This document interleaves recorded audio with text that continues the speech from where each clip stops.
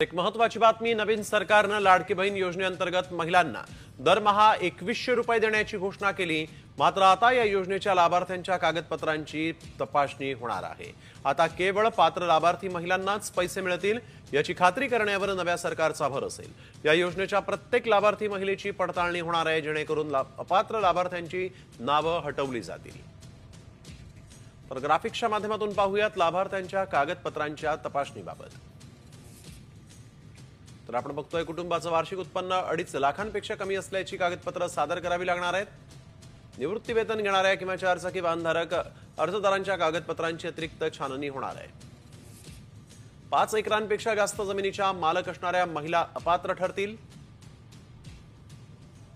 एका कुटुंबात फक्त 2 महिलांनाच योजनेचा लाभ मिळणार आहे।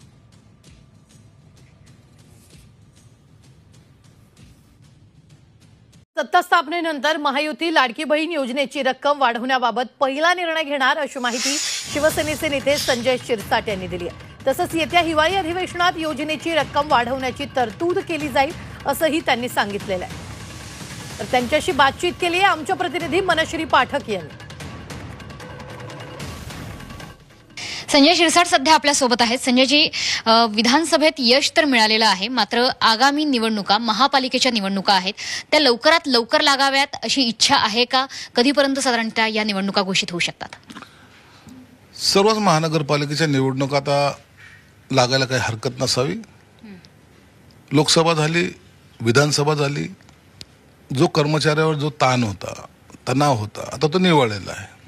म्हणून या महानगरपालिकेच्या निवडणुकीचं बिगुल आता वाजलं पाहिजे, परंतु हा निर्णय घेण्याचा अधिकार निवडणूक आयोगाला आहे। आणि आम्ही सरकार म्हणून सुद्धा त्यांना विनंती करणार आहोत की आता हे निवडणुका संपल्या पाहिजेत। आणि म्हणून विरोधक आता ज्या पद्धतीने पहिले म्हणायचे त्यांची भूमिका आता बदलताना दिसते। त्यांना माहिती की जर आता महानगरपालिकेच्या निवडणुका घेतल्या तर त्यांचं अपयश हे 100% फिक्स आहे।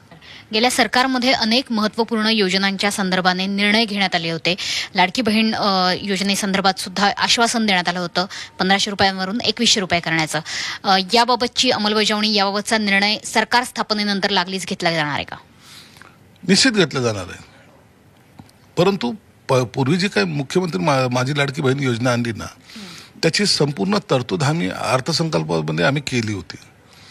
आता जे काही पैसे वाढून द्यायचे आहेत त्याची तरतूद ह्या नागपूरच्या अधिवेशनामध्ये विशेष बाब म्हणून आम्हाला करावी लागेल। म्हणून हे आता 5-6 तारखेला जे काही नागपूरचं अधिवेशनाची होण्याची शक्यता आहे त्या टायमाला ह्या बाबीचा विचार केला जाईल।